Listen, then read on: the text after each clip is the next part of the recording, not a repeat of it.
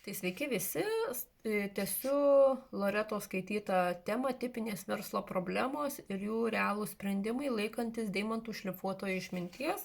Ji perskaitė 9 problemas ir sprendimus, tai šiandien aš tęsiu 10 verslo problemą ir paaiškinsiu knygoje pateiktą medžiagą, perskaitysiu jums, apie ką yra 10 verslo problema. Tai jūsų verslui kenkia išoriniai nesklandumai, vadinamieji aplinkos veiksniai, pavyzdžiui, blogas oras, miesto infrastruktūros problemos arba elektros energijos tiekimo pertrūkiai. Sprendimas: būkite labai atsargus ir laikykitės duotų pažadų, ypač įsipareigojimų laikytis tam tikrų principų susijusių su jūsų verslo santykiais ir asmeniniu gyvenimu. Protas priešinasi idėjai, kad net išorinės jėgos, tokios kaip oras ar eismo srautai mieste, gali būti mūsų pačių elgesio modelių rezultatas. Tačiau pagal šios senovės išminties dėsnius būtent taip ir yra. Atminkite, visi reiškiniai yra tušti arba neutralūs. Net ir blogiausiamis eismo sąlygomis kažkas sugebės sklandžiai patekti į miestą tam tikrų maršrutų. O kažkas sugeba net ir užsidirbti sningant ar smarkiai lyjant. Slidinėjimo trasų operatoriai, skėčių gamintojai.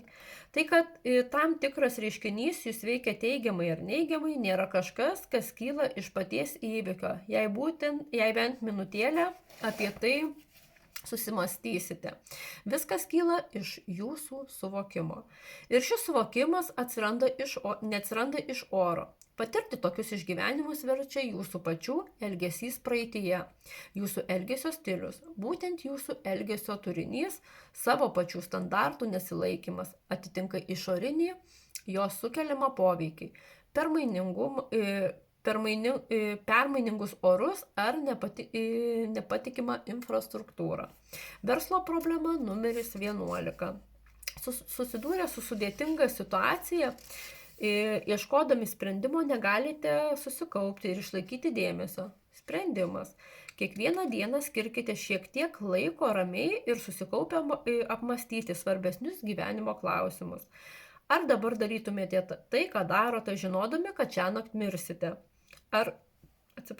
Sudėlioti jūsų prioritetai. Ar visiškai pasinerdami į darbus, ilgiau būdami darbe, kartais nesislepiate nuo rimtesnių gyvenimo problemų. Atsitraukite, pažvelkite iš šalies į savo gyvenimą ir į tai, kas svarbu. Jei skirsite tam bent šiek tiek laiko kasdien, pasąmonėje susiformuos įspaudas padėstintis lengviau susikaupti. Tai mus veda prie labai svarbios išvados. Jūsų pasąmonėje įsirėžia ir vis augantis įspaudai lemia ne tik tai, kokie žmonės ir reiškiniai vyraus jūsų aplinkoje, tai, kaip jūs išgyvenate savo mintis ir sąmonę, taip pat yra tam tikra seka iškylančių praeities poelgių ir įspaudų rezultatas. Verslo problema numeris 12. Pastebėjote, kad nesugebate suvokti platesnių verslo sąvokų, rinkos dėsningumų ar dinamikos, pavyzdžiui, ištisų gamybos procesų ar sistemų. Sprendimas: pripažinkite, kad jums trūksta platesnio požiūrio į reiškinius vykstančius pasaulyje. Yra tik 3 galimi paaiškinimai, kodėl pasaulyje vyksta tokie dalykai kaip visuotinis atšilimas, karai įvairiose šalyse arba patys gyvenimo ir mirties faktai. Kodėl mes esame čia, kaip čia atsidūrėme ir kodėl viskas vyksta būtent taip. Negalima ignoruoti klausimo, kodėl pasaulis veikia taip, kaip veikia, ir tikėtis, kad suprasite, kodėl jūsų verslas veikia taip, kaip veikia arba neveikia. Ir tai nėra tikėjimo, religinės orientacijos ar panašaus pobūdžio klausimas, kaip ir atominės bombos sprogimo priežastis nepriklauso nuo to, ar gyvenate Airijoje ar Tasmanijoje. Pirmas paaiškinimas: visi daiktai ir reiškiniai atsiranda iš nieko, atsitiktinai, nėra jokių dėsningumų ar logikos, kaip ir kodėl viskas vyksta. Toks yra mokslinis požiūris, didysis sprogimas. Viskas atsiranda iš kažko kito. O mokslinis metodas pagrįstas tuo, kad priežastis sukelia pasekmę. Išskyrus tokį svarbų aspektą kaip visa ko pradžia, kuri tiesiog atsirado iš nieko. Esate čia, nes senų senovėje kažkas sprogo, keli elektronai trenkėsi į kitus elektronus ir iš jų susidarė keli atomai, kurie sukibo į įvairiausias molekulės, iš kurių susidarė dujos, kurios sukosi ir traukasi, kol tapo kietos, nes jas atsitrinkė kiti mažyčiai, neaišku kas. Ir susiformavo materija ir tas mažas gabalėlis tapo saulė, o tas mažas taškelis žeme, tada susiformavo jūra, o iš jos išlipo kažkokia maža būtybė, iš kažkur gavusi ir vėl pametusi kelias kojas. Ir kažkur ten atsirado jūsų močiutė ir senelis, ir visa tai įvyko tiesiog atsitiktinai. Jei tokia teorija kelia juoką, vadinasi, juokitės iš savo kultūros požiūrio į pasaulį, pačių jos pagrindų ir tai tikrai juokinga. Antras paaiškinimas – visas pasaulis aplink jūs, viskas, kas jame yra sąmoningas labai galingos būtybės kūrybos rezultatas ir ši būtybė yra už mūsų suvokimo ribų. Lieka neaišku, iš kur apskritai atsirado pati būtybė. Gal ji taip pat sąmoningos kitos dar didesnės būtybės kūrybos rezultatas. Taip pat lieka neaišku, iš kur mūsų gyvenime tiek nepaaiškinamo žiaurumo, to, kad maži vaikai žūsta siaubinguose gaisruose, kylančiuose viršutiniuose daugiabučių aukštuose, to, kad kai kurie žmonės visą savo gyvenimą šioje planetoje praleidžia įkalinti vienatvėje ar nerime, to, kad viskas, dėl ko dirbame, galiausiai iš mūsų atimama, kaip ir visi, kuriuos šiame gyvenime mylime. Trečias paaiškinimas – viskas veikia remiantis čia jau aptartais principais. Niekas nevyksta atsitiktinai, viskas susiję ir be mūsų pačių daugiau nieko nėra, ką galėtume apkaltinti dėl mūsų pasaulio netobulumo. Viskas su mumis vyksta visiškai priklausomai nuo to, kaip patys elgiamės su aplinkiniais ir ne dėl kokio nors pašalinio asmens sprendimo, bet tiksliai pagal moralinius dėsnius, kurie tokie pat nenuginčiami ir negailestingi kaip traukos dėsnis. Bet kokiu atveju verta kas keletą dienų šiek tiek laiko skirti apmąstymams. Iš kur jūsų manymų galėjo atsirasti visas šis pasaulis, visi žmonės ir įvykiai. Tokia praktika daro stebuklus, nes pradeda suvokti didesnius rinkų ir verslo procesų dėsningumus. Visa tai daro jūs sėkmės lydimu žmogumi. Verslo problema numeris 13. Nuomos mokestis per didelis. Sunku rasti patalpas naujam filialui. Sprendimas. Padėkite kitiems rasti nakvynės vietą, kai jiems jos prireikia. Gali atrodyti pernelyg supaprastinta, kad atsisakydami priimti tetą Martą atvykusią į miestą per šventes ir suteikti jai nakvynę. Galite sukomplikuoti milijoninės apyvartas generuojančio filialo patalpų paieškas, tačiau tokia įvykių eiga visiškai atitinka mūsų apibrėžiamas taisyklės. Nedidelis įspaudas patenka į pasąmonę, laikui bėgant jis ten auga, o paskui iškyla sąmonėje ir priverčia jūs matyti atitinkamą reikiamos erdvės trūkumą. Neatmeskite to kaip kvailystės, išbandykite ir pamatykite, kas nutiks. Tačiau nepamirškite pagrindinės minties. Suteikdami pastogę tiems, kuriems jos reikia, turime tuo pačiu metu nepamiršti čia minimų principų ir nuolat juos apmąstyti. Nes įspaudai ryškiau atsiskleidžia tada, kai įdedami sąmoningai. Verslo problema numeris 14. Jūsų verslo pasaulio įmonės ar asmenys pažengę versle, kuriuos laikote itin geros reputacijos, vengia su jumis užmegzti ryšius. Sprendimas. Šis įspūdis atsiranda blogai pasirinkus partnerius.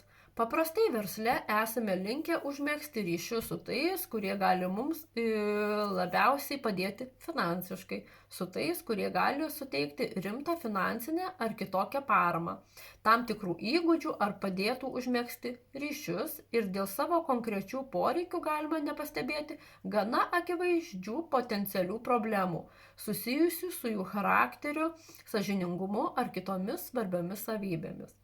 Tačiau galiausiai partneris, kuriam trūksta sąžiningumo, visada pakenks verslui. O tie, kurie griežtai vadovaujasi sąžiningumo principais, padės jam tapti finansiškai sėkmingu. Be to, čia mes skiriame du dalykus – derėjimąsi ir sąžiningumą. Griežtas, tačiau sąžiningas andin pirmininkas Oferas buvo vienas iš griežčiausių derybininkų.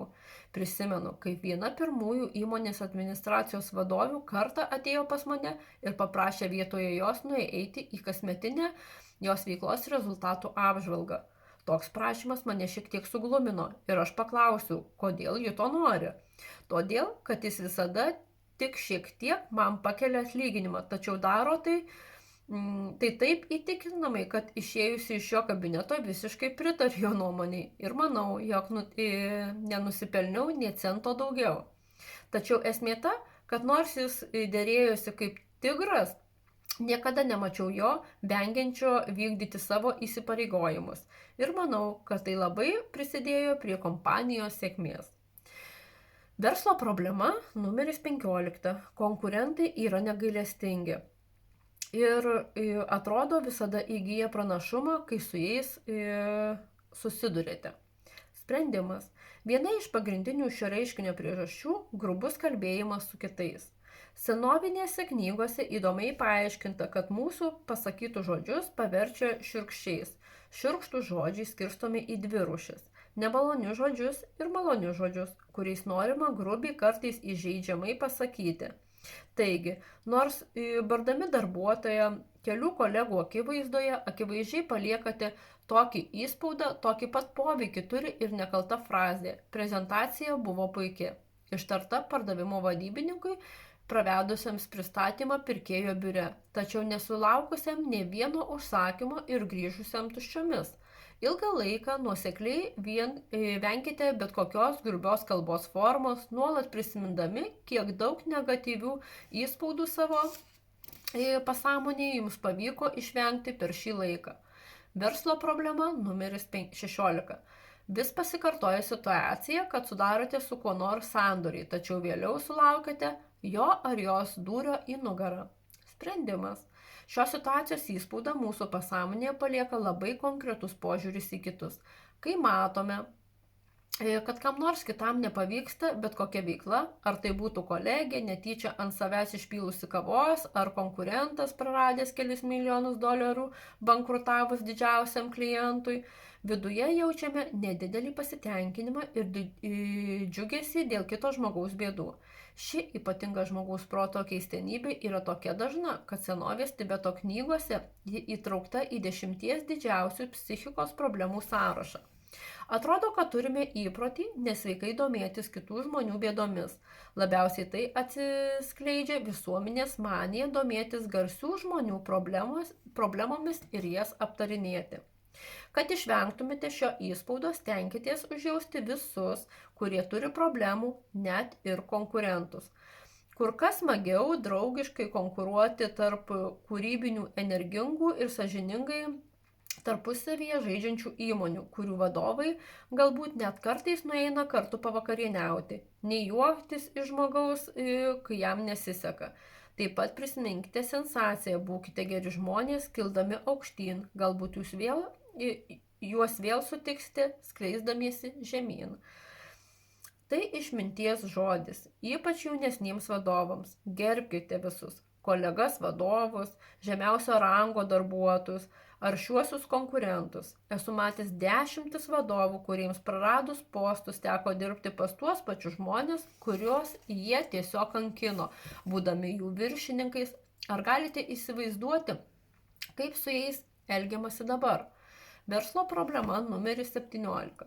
Sugalvojate svarbų projektą, suplanuojate jį iki paskutinės smulkmenos, sunkiai dirbate, kad jis pradėtų veikti, bet jis paprasčiausiai žlunga. Sprendimas.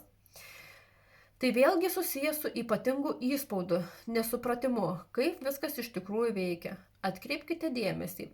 Jums kenkia ne vien tai, kad nesugebate suprasti čia išdėstytų principų. Kiekvieną kartą, kai imatės projektų, nuo pat pradžių turėdami klaidingą idėją apie tai, kaip viskas veikia. Pavyzdžiui, manydami, kad jei dirbsite pakankamai sunkiai ir įdėsite pakankamai daug papildomų valandų, viskas turėtų pavykti. Savo mintyse paliekate įspūdą, kad ir toliau neteisingai suprasite, kaip viskas veikia ir vis patirsite nesėkmę. Problema ne kaip kapitalas dažnai žlunga ir gerai finansuojami projektai. Ir ne žmonės, žlunga ir projektai, prie kurių dirba geriausi talentai. Ir ne rinka, kažkam toje pačioje rinkoje puikiai sekasi. Ir ne tai, kaip sunkiai dirbate. Kai kuriems sekasi praktiškai visai neįkvojant laiko darbui, o kitiems tenka dirbti viršvalandžius ir savaitgaliais, tačiau vis tiek nepavyksta. Raktas į sėkmę tai veikiau proto būsena, mūsų pateiktų principų supratimas. Projektai, kuriuos vystantys žmonės vadovaujasi šiomis žiniomis, apimti žinojimo būsenos veikia. Ir taškas. O tiesmukiškas, nekūrybiškas mąstymas augina įspaudus, kurie vėl sugrįš į sąmonę kaip tiesmukiškas, nekūrybiškas mąstymas. Verslo problema numeris 18. Aplinkiniai žmonės jums nepadeda, kai to labiausiai reikia. Sprendimas. Tai vėlgi yra tam tikro nesveiko malonumo jaučiamo matant kitų žmonių bėdas rezultatas. Geriausiu atveju stenkitės išnaudoti kiekvieną situaciją, kai galite kam nors padėti. Galbūt pasiūlykite aspirino prie kito stalo sėdinčiam žmogui, kuriam skauda galvą, ar pasilikite ilgiau ir padėkite kolegai paruošti prezentaciją svarbiam klientui. Kitu atveju bent jau pabandykite atidžiai stebėti savo mintis ir atsisakykite liguisto žavėjimusi kitų žmonių problemomis. Tai užbaigiu 18 problemą ir sprendimą. Tai labai ačiū, kad klausėte.